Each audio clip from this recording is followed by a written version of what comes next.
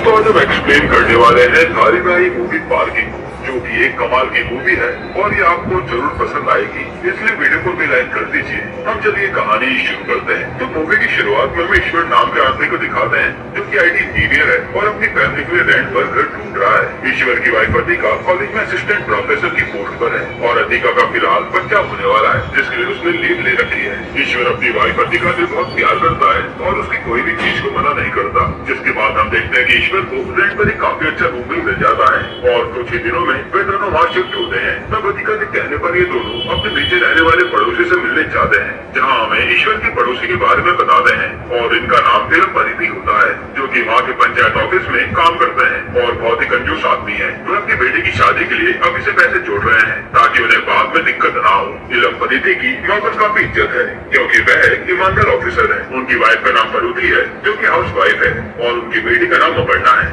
जो की इंजीनियरिंग कर रही है। परुथी और अतिका आपस में बात करते हैं तो हमें पता चलता है कि ईश्वर और अतिका ने भागकर कोर्ट मैरिज की है और ईश्वर का ऑफिस पास में है, इसलिए उन्होंने यहाँ पर रूम रेंट कर दिया है। अपने पड़ोसी से मिलने के बाद ये दोनों अपने घर जाकर सारे सामान सेट करते हैं। तब ईश्वर अतिका से बोलता है कि उसके परिवार वाले भी जल्दी मान जाएंगे और उससे आकर जरूर मिलेंगे, क्योंकि इन दोनों ने भागकर शादी की थी। तो अब अतिका के परिवार वाले नाराज थे। इसके अगले दिन ईश्वर जब अपने ऑफिस काम के लिए निकलता है, तब परिधि ईश्वर को बोलते हैं कि तुम्हारे पास टू व्हीलर नहीं है क्या? तब ईश्वर बताता है कि उसको ऑफिस से कार पिक और ड्रॉप करने आती है, तो उसे जरूरत नहीं है। जिसके बाद ईश्वर वहाँ से चला जाता है। अब हमें इलम परिधि के साले को दिखाते हैं, जो अपने जीजर से मिलकर टॉयलेट बनाने का कॉन्ट्रैक्ट मांगता है, पर इलम परिधि अपने साले को इग्नोर करके ऑफिस चले जाते हैं, क्योंकि इलम परिधि के साले का टेंडर अच्छा नहीं था और इलम परिधि तो एकदम ईमानदार आदमी थे, जिसके कुछ समय तक सब कुछ अच्छा चलता है और ईश्वर और उसके पड़ोसी इलम परिधि आपस में हंसी खुशी रहते हैं। अब एक दिन ईश्वर अतिका को हॉस्पिटल चेकअप के लिए ले जाता है। तब उनको कैब नहीं मिलती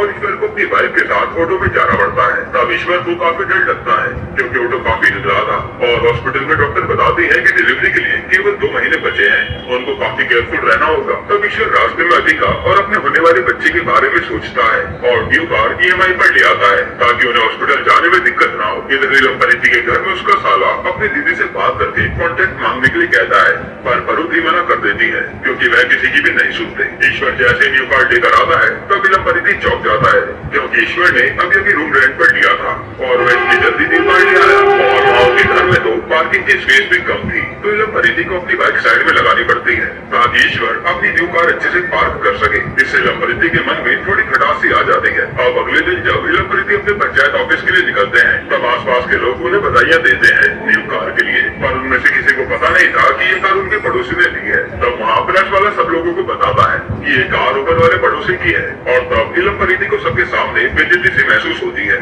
इसके बाद अब जब इलम परिधि अपनी बाइक को स्टार्ट करता है, तो काफी किक मारने के बाद वो बाइक स्टार्ट होती है, क्योंकि वह काफी पुरानी हो गई थी। और फिर रात को जब इलम परिधि घर आते हैं, तो ईश्वर की कार ने स्पेस घेरा हुआ था, जिस कारण से उसकी बाइक अंदर नहीं आ पाती। वह ईश्वर को फोन करके नीचे बुलाते हैं और थोड़ी सी कार साइड करवा कर अपनी बाइक अंदर लगाते हैं। अब अगले दिन जब इलम परिधि गमलों में पानी दे रहे थे, तब एक जवान सा लड़का आता है, जो कि ईश्वर की कार रोज साफ करने के काम में लग जाता है। उसकी माँ इलम परिधि से बहस हो जाती है और वो उस लड़के से चिढ़ जाते हैं। अब रात को जब इलम परिधि अपनी बाइक लेकर आता है, तो उसकी बाइक से ईश्वर की कार पर स्क्रैच लग जाता है, पर उनको पता ही नहीं चलता। फिर अगली सुबह जैसे लड़का कार साफ करता है, तब वह ईश्वर को बताता है कि उनकी कार में स्क्रैच लगा है। तब ईश्वर जल्दी से आकर देखता है और इलम परिधि को बुलाकर उनसे पूछता है कि ये स्क्रैच आपसे तो नहीं लगा, पर वह मना कर देते हैं। थोड़ी देर बाद जब ईश्वर इलम परिधि की बाइक देखता है, तो उसमें कार का पेंट लगा था, जिससे ये साबित होता है कि ये स्क्रैच इलम परिधि से लगा है। फिर इलम परिधि बोलते हैं कि गलती से लग गया होगा, उन्हें उस टाइम पता ही नहीं चला, वे पैसे भर देंगे। पर बातों बातों में उन दोनों के बीच लड़ाई हो जाती है और दोनों गुस्सा होकर चले जाते हैं। ईश्वर ऑफिस में सुबह की हुई लड़ाई के बारे में सोचता है और रात को इलम परिधि से माफी मांगता है। फिर ये दोनों छत पर बैठकर दारू पीते हैं और एक बार फिर दोनों का झगड़ा हो जाता है, क्योंकि दोनों की सोच अलग थी।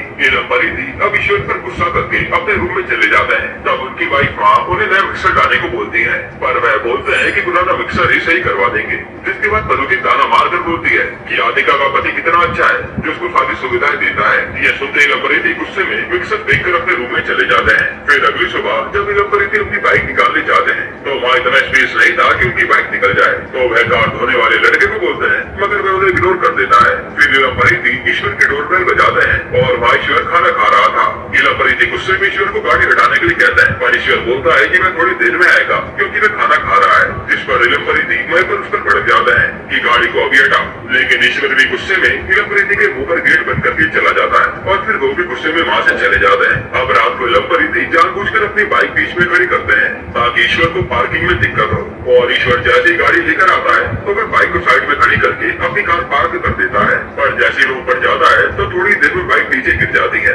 अगली सुबह नीलम प्रीति ये सब देखकर गुस्से में ईश्वर को खींच के नीचे लाते हैं और उस पर बाइक गिराने के इल्जाम लगाते हैं, जिसके बाद उन दोनों के बीच बहस होती है और बात धक्का मुक्की तक आ जाती है। इस पर नीलम प्रीति लैंडलॉर्ड को बुलाकर उन्हें ईश्वर की पार्किंग के लिए शिकायत करते हैं, पर लैंडलॉर्ड दोनों को एडजस्ट करने के लिए कहते हैं। तब नीलम प्रीति बिल्कुल नहीं मानता। फिर लैंडलॉर्ड बोलते हैं कि ईश्वर ने ये कार मुझसे पूछ कर ली है, अगर नीलम प्रीति को ज्यादा दिक्कत हो तो वह अपनी बाइक बाहर खड़ी कर सकता है, क्योंकि वह जगह तो वैसे भी पार्किंग के लिए ही बनाई गई थी। जिसके बाद नीलम प्रीति रात को काफी सोचता है और इतना कंफ्यूज होने के बावजूद अगले ही दिन वह फुल पेमेंट देकर ईश्वर से भी महंगी कार ले आता है। ये सब देखकर नीलम प्रीति के घर वाले भी चौंक जाते हैं और उसकी वाइफ परुति अपने हस्बैंड से गुस्सा हो जाती है, क्योंकि जब उसने नया मिक्सर मांगा तो उसने मना कर दिया था, पर वह अब ईगो के चलते इतनी महंगी कार ले आया। अब रात को जब ईश्वर अपनी कार लेकर आता है तो सामने से नीलम प्रीति की न्यू कार खड़ी थी, जिसकी वजह से उसे अपनी कार बाहर ही पार्क करनी पड़ती है। अब वह दो पड़ोसी जो पहले एक दूसरे के साथ काफी अच्छे से रहते थे, अब वह एक दूसरे के दुश्मन बन चुके थे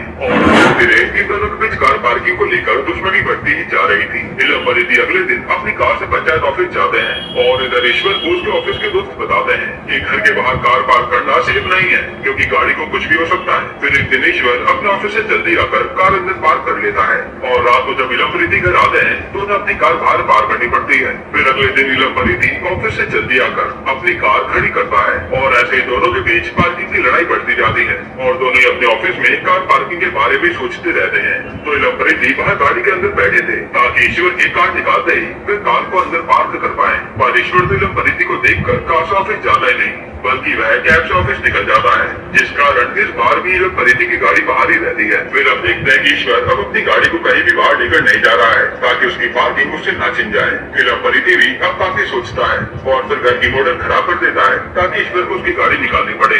अगले दिन मोटर सही करने वाला आदमी आता है तो ईश्वर को कार निकालनी पड़ती है, क्योंकि मोटर गाड़ी के नीचे चैम्बर में ही थी। अब ईश्वर बाहर वेट करता है ताकि मोटर सही हो और वह अपनी कार अंदर खड़ी कर पाए, पर वह ऑफिस के लिए लेट हो रहा था, इसलिए ईश्वर गाड़ी से ऑफिस चला जाता है। अब नीलम प्रीति फटाफट मोटर सही करवा के अपनी कार अंदर पार्क करने वाले होते हैं, तब ईश्वर की गाड़ी जल्दी से आती है और वह सीधा घर के अंदर पार्क हो जाती है, जिस कारण से नीलम प्रीति का एक्सीडेंट होते होते बचता है। अब नीलम प्रीति गुस्से में एक मोटर से पत्थर उठाकर ईश्वर की गाड़ी का शीशा तोड़ देते हैं। तब इन दोनों के बीच लड़ाई शुरू हो जाती है और वहीं के लोग इन दोनों को शांत कराते हैं। नीलम प्रीति अब ईश्वर की वाइफ और उसके बारे में गलत सलत बोलते हैं, जिस कारण ईश्वर नीलम प्रीति के गुस्से में एक चाटा मार देता है और वो नीचे जमीन पर गिर जाते हैं, जिससे उनकी लुंगी भी खुल जाती है। इससे नीलम प्रीति को सब लोगों के सामने काफी बेइज्जती फील होती है। फिर हम देखते हैं कि लैंडलॉर्ड अब राधिका को फोन करके घर खाली करने के लिए कहते हैं, क्योंकि लैंडलॉर्ड से नीलम प्रीति ने शिकायत की थी, पर राधिका लैंडलॉर्ड से सॉरी बोलकर आखिरी चांस मांग लेती है। फिर राधिका ईश्वर को नया रूम रेंट पर ढूंढने के लिए कहती है, पर ईश्वर गुस्से में ऑफिस चला जाता है। यहाँ ऑफिस में ईश्वर के बॉस भी उस पर काफी चिल्लाते हैं, क्योंकि वह काफी छुट्टी ले रहा था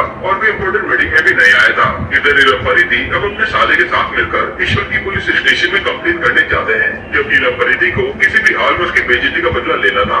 अब रात को जब ईश्वर घर पहुंचता है तो वह शांत हो गया था और वह अपनी बीवी से माफी मांगकर नया घर ढूंढने के लिए कहता है, पर तभी पुलिस वाले ईश्वर के घर आकर उसे पकड़कर ले जाते हैं और फिर हमें पुलिस स्टेशन में पता चलता है कि नीलम प्रीति और उसके साले ने मिलकर ईश्वर की झूठी कंप्लेन कर दी थी कि ईश्वर ने उसकी बेटी की इज्जत लूटने की कोशिश की है, जिसके लिए अपर्णा भी हाँ कर देती है, क्योंकि उसके पापा ने उसे इमोशनली ब्लैकमेल किया था कि अगर वह हाँ नहीं करेगी तो वह अपनी जान दे देंगे। और पुलिस वाले ईश्वर को जेल के अंदर डाल देते हैं। इधर अब नीलम प्रीति के घर में अपर्णा की मौत को खूब डांटती है कि उसने अपने पापा के कहने पर ये झूठी गवाही क्यों दी। तब अपर्णा को भी अपनी गलती का एहसास होता है। यहाँ अधिका अब ईश्वर के दोस्त बालाजी और उसकी वाइफ के साथ पुलिस स्टेशन जाती है। तब पुलिस वाला अधिका की हालत देखकर बोलता है कि तुम नीलम प्रीति से माफी मांगो, अगर उन्होंने केस वापस ले लिया तो उसका पति छूट जाएगा। अधिका भी अब नीलम प्रीति के घर जाकर उनसे काफी रिक्वेस्ट करती है कि वह केस वापस ले लें, और नीलम प्रीति मना कर देते हैं और उल्टा उन तीनों को वहाँ से भगा देता है। अब ये सब होने से नीलम प्रीति तो काफी खुश था,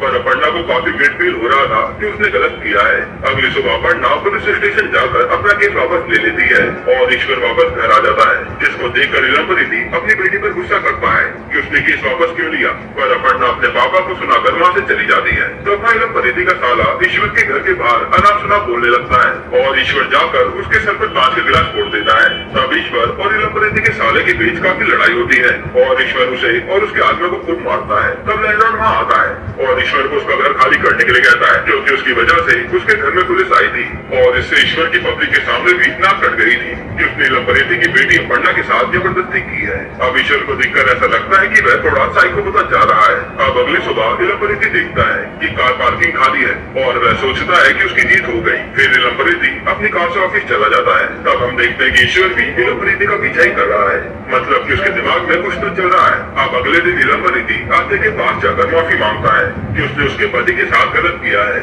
और उसे अपनी बेटी का इस्तेमाल नहीं करना चाहिए था, इसलिए आप यहाँ से चले जाओ, तभी मामला शांत हो पाएगा। इस सीन को देखकर ऐसा लगता है कि इलम प्रीति को उसकी गलती का एहसास हो गया है। अब इलम प्रीति अपना ऑफिस जाता है जहाँ ईश्वर इलम प्रीति के कैबिन में आकर बात करता है और वहाँ दोनों के बीच बहस हो जाती है, जिससे ईश्वर वहाँ से चला जाता है। तब इलम प्रीति को शक होता है कि ईश्वर उनके ऑफिस में क्यों आया था और जैसे वह चेक करता है तो डस्टबिन में काफी सारे पैसों का लिफाफा पड़ा था। तब इलम प्रीति हड़बड़ा जाता है और उन पैसों को लेकर जाने लगता है। तभी वहाँ पर ऑफिसर की कार आती है और इलम प्रीति फटाफट अपने कैबिन में जाकर पैसे छिपा देता है। तब वहाँ पर ऑफिसर पूरा डिपार्टमेंट छानते हैं पर उन्हें कुछ भी नहीं मिलता। असल में इलम प्रीति ने सारे पैसे फैन के ऊपर छिपाए थे और लाइट जाने के कारण फैन ऑफ था। अब जब ऑफिसर को कुछ नहीं मिलता और वे जाने वाले होते हैं तभी लाइट आती है और वहाँ नोटों की बारिश हो जाती है, जिसके बाद ऑफिसर इलम प्रीति को पकड़ ले जाते हैं और ईश्वर का प्लान कामयाब हो जाता है। अब इलम प्रीति की घूस लेने की न्यूज टीवी पर भी आ जाती है और आतिका जब ये न्यूज देखती है तो उसको ईश्वर पर शक होता है, तो वह अपने बच्चे की कसम खिलाकर ईश्वर से पूछती है,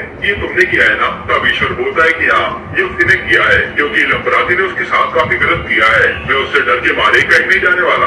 अब इधर इलम प्रीति को ब्राइब देने के जुर्म में सस्पेंड कर देते हैं और उसकी सालों की ईमानदारी मिट्टी में मिल जाती है। इलम प्रीति की आंखों में अब बदले की आग थी और ऐसा लग रहा था कि वह किसी का भी मर्डर कर सकता है। फिर रात को हम देखते हैं कि इलम प्रीति ईश्वर की गाड़ी के टायर के नट को ढीले कर देता है पर गलती से कार का साइलेंस बच जाता है और इलम प्रीति वहीं छुप जाता है। फिर ईश्वर भी आवाज सुनकर नीचे आता है पर वहाँ पर कुछ भी नहीं था, इसलिए वो लौट जाता है। अगले दिन जब ईश्वर अपनी वाइफ को डॉक्टर के पास अपनी कार से ले जाता है तब ईश्वर की वाइफ को कार में देखकर इलम प्रीति को लगता है कि उसने ये गलत कर दिया, पर वह कुछ भी नहीं बोलता और शांत बैठ जाता है।